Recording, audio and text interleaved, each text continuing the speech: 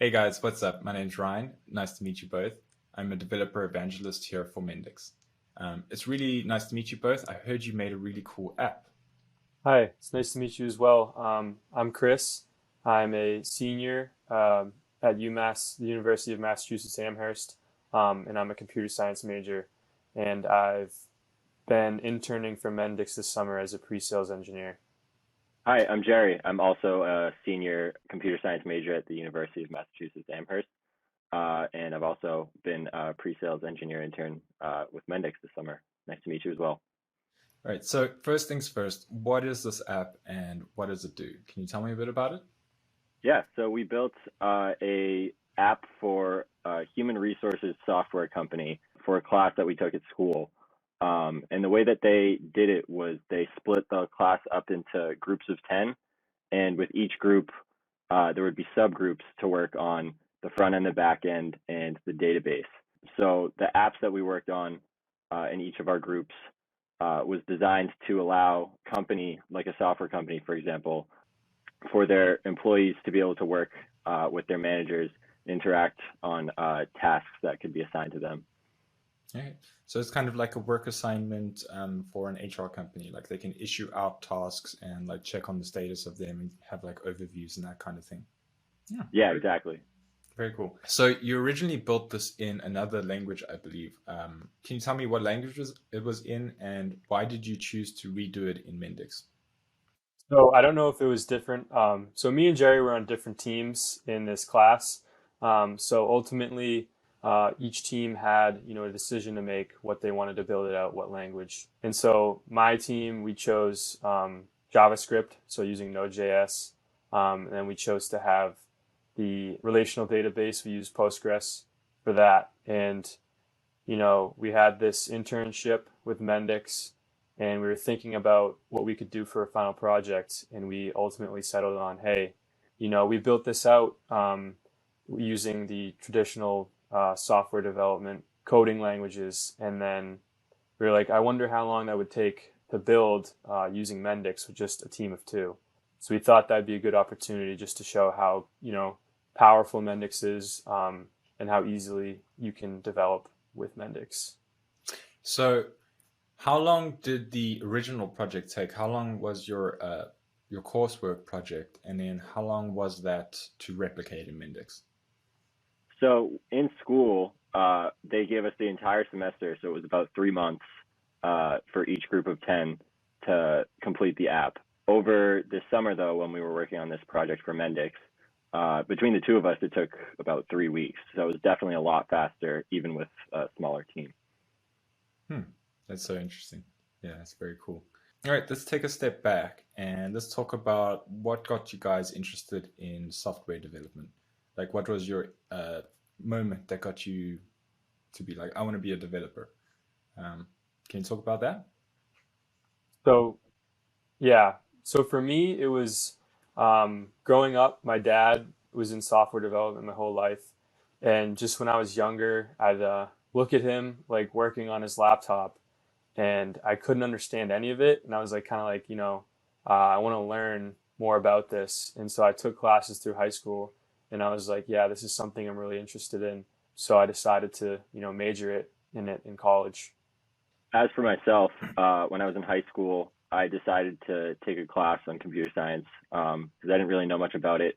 And one of the first projects that I did was just learning about HTML and CSS just to make a simple sort of website, really. And as soon as I started learning about code and everything, I realized it was something that I was super interested in. Just went on from there. Hmm, very cool. I'm a little interested in your answer there, Chris, because in my family, I was the nerd. People thought I was weird for like liking the coding sort of tech side of things. It's interesting that you came from a family that was already interested in software development, like your dad did it. What is it like growing up in a tech forward house? Is the way I would describe it. What is it like growing up in a house where technology is so core? Well, so I think, yeah, growing up with, my dad having that background was helpful to me. just in like, troubleshooting things, like growing up with iPhones and stuff like that. He always had like an answer for everything. Because usually I feel like most people, their parents are reliant on them to help them figure out like what's wrong with their, like troubleshooting a Wi-Fi router or something like that. But it was always just my dad helping me instead. And then also I think when the time came for me to, take these classes in development, he was a big help in, teaching me, helping me on assignments and stuff like that. So it was definitely a big help. Yeah, that's very interesting. I kind of wish I had a dad like that to ask tech questions to. My dad's a mechanic. I can ask him for help changing a tire, but that's about it. So you guys are both students, and you're doing internships, or you just finished internships. But how did you find out about Mendix? Was it the internship first, and then you started using Mendix, or did you start using Mendix first before you got the internships? Yeah. So actually, it's funny. Me and Jerry were applying to internships last year, and my friend said that her mom worked for Mendix and that she was trying to start up an internship program. And so I applied to it and I had Jerry apply to it.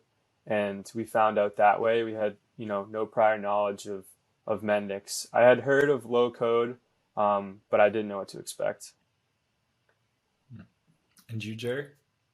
Yeah, I had also never heard of Mendix before. I just got lucky that Chris had this connection to get us this internship, but I've definitely realized over the summer how much you can do with low code, especially like with Mendix. Before working with low code at all, I definitely was sort of victim to that kind of stereotype or stigma where I kind of just assumed that you really couldn't do a lot in terms of functionality.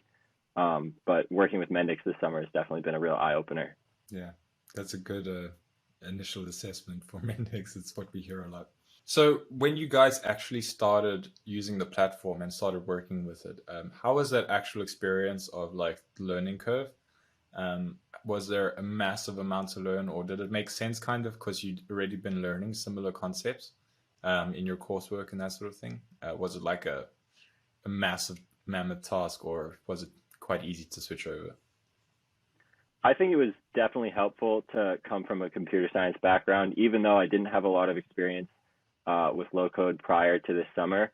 I think that just knowing a lot of computer science concepts and things like the Agile framework definitely helped with shifting into Mendix. I think it was more of like shifting gears than really starting something completely new, because I feel like once I started to learn more about Mendix, the ability that I had to work with Mendix was like increasing exponentially. Yeah, it was a similar experience for me. Like Jerry said, it was easy to come from a computer science background because, we had been taught things like how to model data in a database and, how to work through logic. So I think, yeah, it was more it's kind of just like learning a new language. Once you already know one, it's easier to kind of learn the syntax of a different language and shift that way. Yeah, it's always very interesting when I talk to the new developers who start using Mendix. And for me personally, also, I came from like a pure IT degree. I was doing Java and C Sharp. And then when I came over to Mendix, there was a sort of light bulb moment where I realized it's all the same code. It's just you're looking at it differently. It's just a visual way. And once I understood that, it helped me understand more about the architecture, and that my IT degree could actually help me better achieve my goals in Mendix, because I knew more about how it worked and more about how to get it to do what I wanted to do. So was this your first ever Mendix project, and was it a challenge getting comfortable to the new way of making things? So this is not the first project that we worked on with Mendix. Thankfully, earlier in the summer, we had a lot of opportunities to work on some onboarding demo apps that our team gave to us. So we had a lot of other projects that we had worked on with the purpose of learning the software rather than like building something out specifically. So by the time we started this project, we definitely had a lot more skills under our belt. Yeah. What were sort of the other projects you worked on, you mentioned like some basic apps, just like simple things. Yeah, so I don't know if it's specific to the pre-sales team, but just when they have new hires, there are these app builds that they have, preset with specifications to demo to the team before you kind of start, talking to actual customers. So the first one that we built was a restaurant app build, just a simple like ordering process app, not too flashy or anything like that. And the second one was a soup kitchen build where it was basically like stock management over different locations and checking ingredients at certain locations when a volunteer or someone like that was making a specific recipe. Very cool. Kind of fits our MX Hacks theme for this year, which is low code for good. So I mentioned like my light bulb moment earlier. Have you had any moments like that where it was like, oh, wait, this works just like this, and you figured something out like in that one instant? Do you have any moments like that you can talk about? I think for me, my sort of, I guess you could call it an aha moment, was more generalized in the sense that after I had a chance to work on a lot of these projects that we worked on over the summer, there was one moment where I kind of realized after I'd basically finished one of the apps that I was working on, where I was just testing all of the functionality, and I realized that everything that I had built out was much more sophisticated and usable than anything that I had ever created in a high code sense. And obviously, as one person, coding an app in high code probably won't get you very far in terms of functionality. But I definitely got the sense that using low code, there's a lot more opportunity for like high functionality than I had previously expected. Yeah, for me, I think I have a specific experience through building one of the first apps that I talked about, and it was the restaurant app build. And I remember one of the specifications was being able to track orders and see which ones were more popular than others, and we were supposed to do that by using a chart. And I wasn't familiar with how to display this chart in Mendix, and so my first attempt was like so tracking all of the individual item sales in different entities, and I realized that couldn't work. And then finally, I came to the realization that I had to make an entity to tie all of these item sales to, so that I could pass that one entity into the chart and display all the different data points. And so I was kind of like forced to think in a different way than I had previously with writing code. But yeah, that was I had been struggling with that for a couple hours one day, and I was finally like, got it. Yeah, we're actually working on some charter related content down the road. So hopefully there's some guides to help you along the way there in a short bit. Yeah, it's very interesting. It's always fun to see what people like click with, like what like resonates with them all, like that moment. Because everyone's got something different, and it's always a unique answer when asked. So that's why it's nice to ask. What were the resources you relied most on when you were learning? Did you guys use the academy? Did you spend most time on our docs pages? Were you using the forum? What were you sort of relying on? Yeah, we definitely used the academy courses. We did a lot of those over the summer, and we also looked through the documentation online as well. I personally think that the most that I got use out of was just just working hands-on with the projects myself and being able to troubleshoot things and work through it without necessarily looking up how to do everything. I think that was the best way that I learned how to use Mendix, because it is a relatively simple platform to use. So I feel like the best opportunities that I had to learn it were while I was using it. Yeah, I agree with Jerry. I think, those learning paths in the academy are really helpful to get like kind of a base understanding. But sometimes I felt like I was kind of more just going through the motions. So I think those in combination with actually going out and creating like your own app are the most helpful for, learning how to use Mendix. Because I do think the learning paths are helpful, and I think you need to go through them to start out, but then actually working on your own kind of app build just to, play around with it and figure out the functionality of, Studio Pro was the most helpful. Yeah, I always, when people say this to me, I always go back to a quote from one of our own, Danny Rust. He spoke at last year's Mendix World about native mobile, and there's a quote there that I never forget. He said, "Just start, don't be afraid. You can't screw up that badly." And basically, his point was, even if you break everything, you can just delete it and start over. It's not a train smash, and I think that's a very good attitude to have, that you just jumped in, went and found out information when you needed it, and then used that to just carry on. Very good approach. I like it. Have you guys done any certifications in the academy? Have you done your rapid developers or intermediate developer certs? Yeah, so Chris and I are both rapid and intermediate certified. We did both of the courses and also took the intermediate exam. Yeah, awesome. So within the app, did you actually use any additional features to use it? Does it have any like custom styling? Have you got any integrations plugged into it? Can you tell me a bit about the actual features of the app? Yeah, so we didn't use any workflows or epics or anything like that because we had just recently kind of started to learn how to use them while we were beginning the app. We also weren't sure that it was definitely something that was applicable to the way that we wanted to build it out. We did use some of the automatic page generation that's available through Mendix, and that was definitely helpful for a lot of the kind of forms that we use for users to input information, because there was a lot of duplicate kind of stuff like that. So having that automatic page generation was definitely helpful in the process. Yeah, and we had a little bit of custom styling, just with the spacing of text and stuff like that, and the colors and the theme of the app. But none of the we just used the Mendix built-in database, and we didn't have any need for integrations with anything else. Very cool. Who did the styling?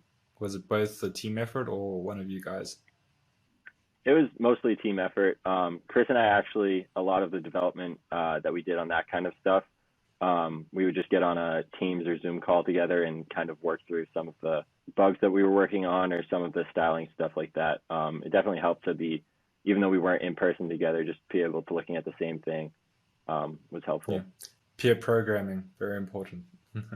So is it predominantly a web app, or is it also native mobile? Did you use any PWA functionality, anything like that? What browser, what device navigation profiles did you use?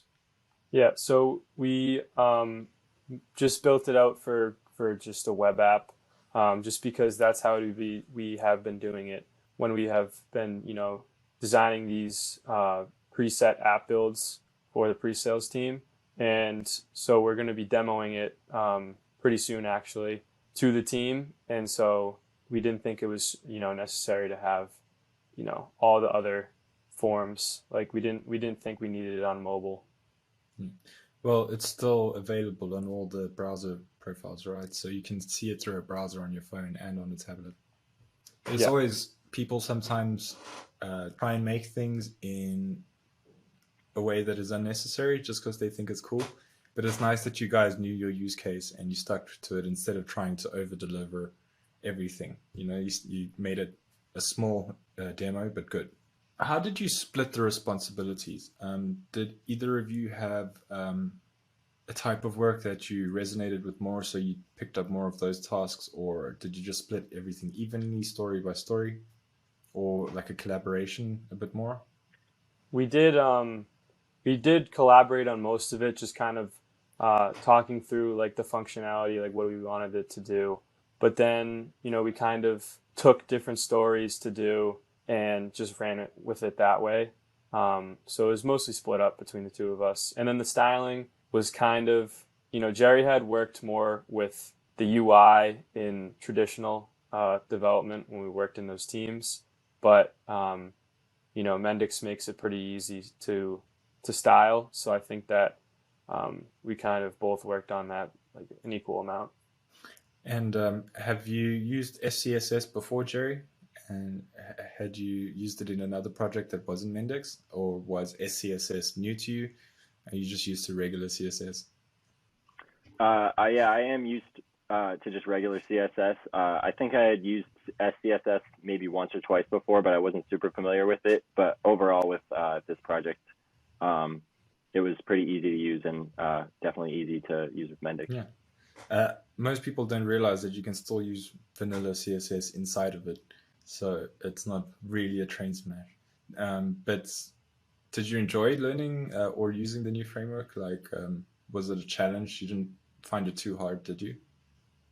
Yeah, no, I definitely enjoyed it. I think a lot of the front end kind of stuff like UI components and things like that are some of my favorite things to do in just computer science in general.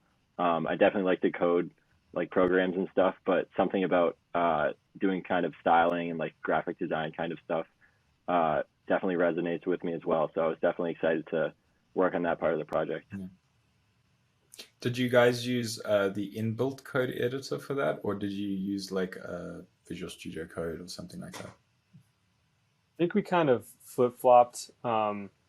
We initially were kind of using Visual Studio um, for editing, but then we had a meeting to go over, the UI, and saw that we could use that code editor in Mendix Studio, and so we kind of switched to that after that. Yeah, it's a new feature, so not everyone knows about it. So it's cool you guys found it. Yeah, it's only been in since Mendix 9. So you guys have spoken how you collaborated heavily and sort of tagged in and out of each other's tasks.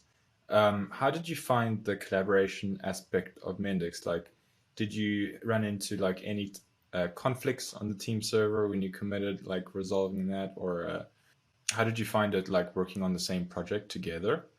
Was it easy to interchange each other's work and that sort of thing?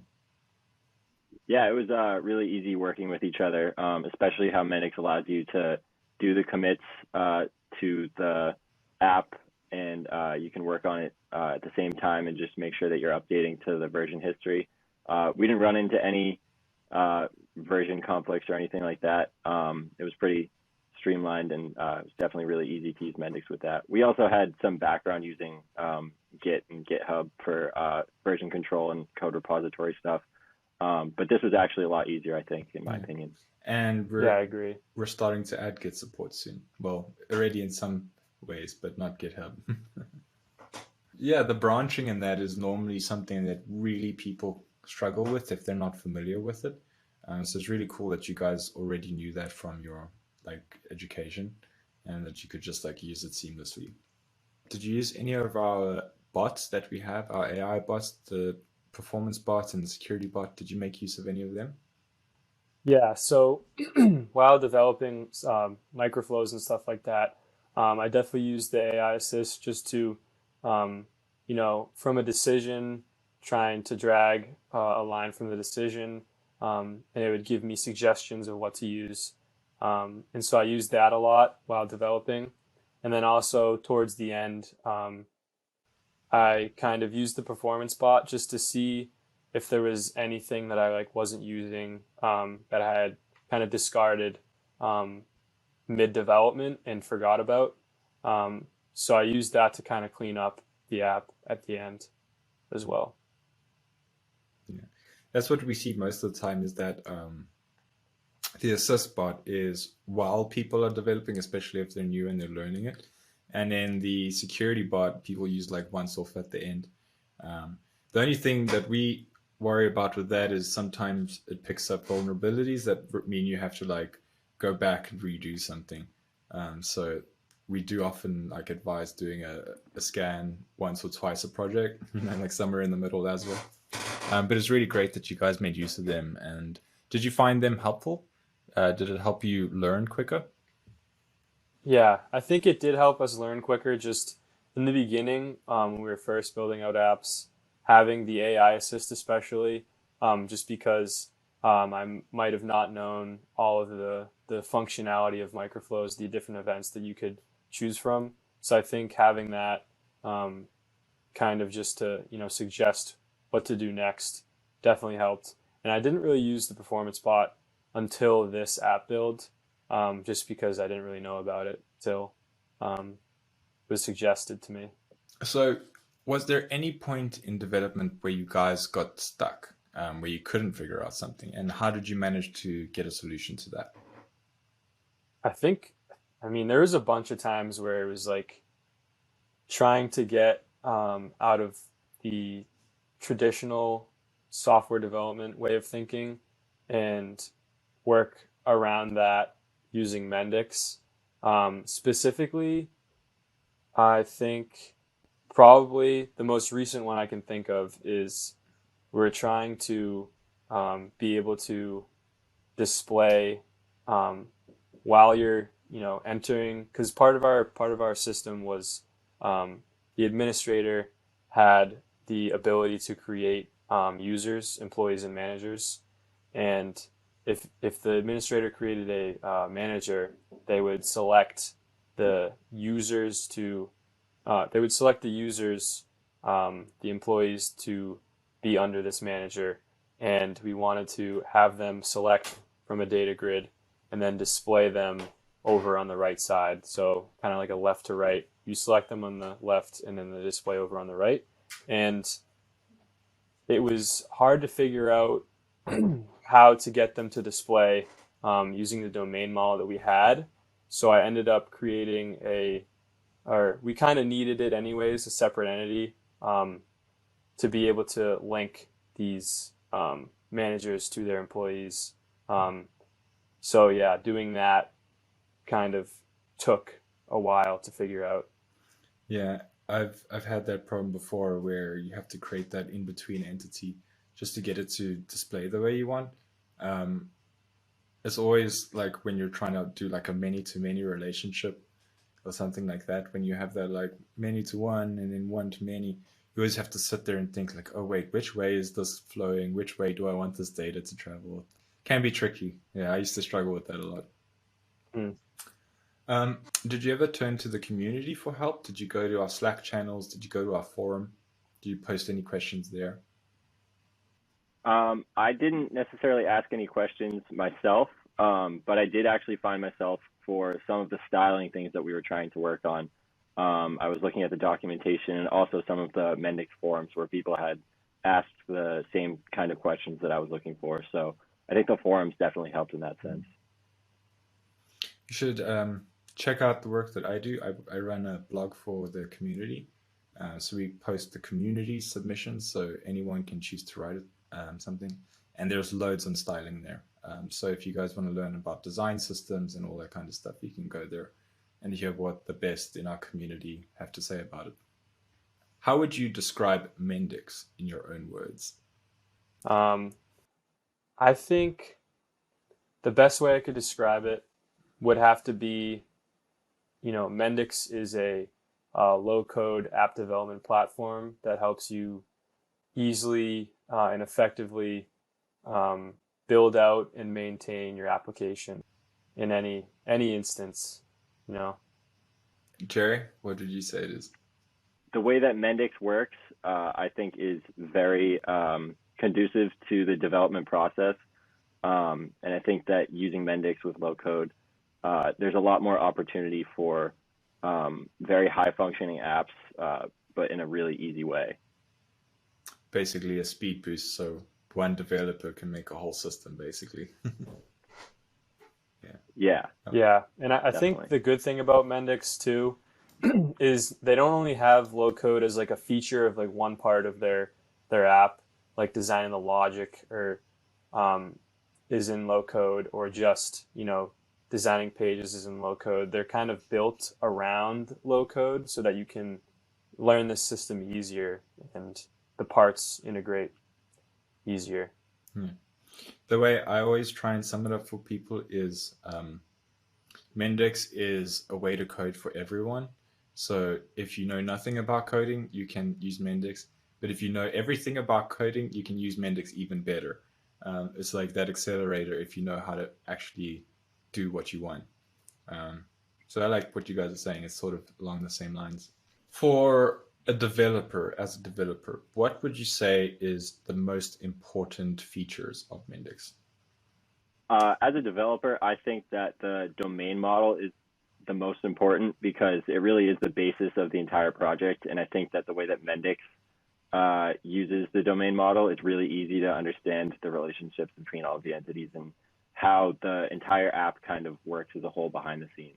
I definitely think using the domain model for this project especially was a great way to better understand exactly how the process that we were building out were going to work with each other.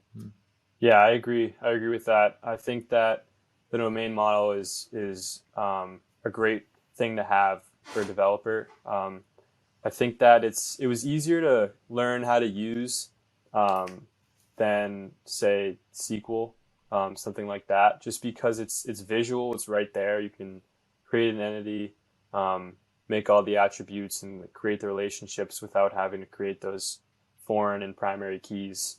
And then also, I think, having something to build out your logic with is important. So I think that the microflows are also very important as well. So what is next for you guys? What is the next app? As of now, I don't think we really have anything on the radar. I think we're going back to school for the time being, but speaking for myself, I want to work with Mendix in the future, and hopefully I can get a job, after I graduate from college in Mendix. Yes, I'm thinking the same as Chris. Although we don't have any projects coming up for the internship specifically, I'm definitely excited moving forward to continue to work with Mendix however I can, even if it's just on my own. I think it's a great way to use my computer science skills in a different way, and it kind of keeps my mind sharp in a different way than coding traditionally does, I think. All right, guys, that's all the questions I have left. It was so great talking to you and getting to meet new developers. I always enjoy meeting new members of our community. So thanks for talking to me, and it's been a pleasure. Yeah, thank you for this opportunity to talk with you. It's been great. Thank you. I hope to continue using Mendix in the future.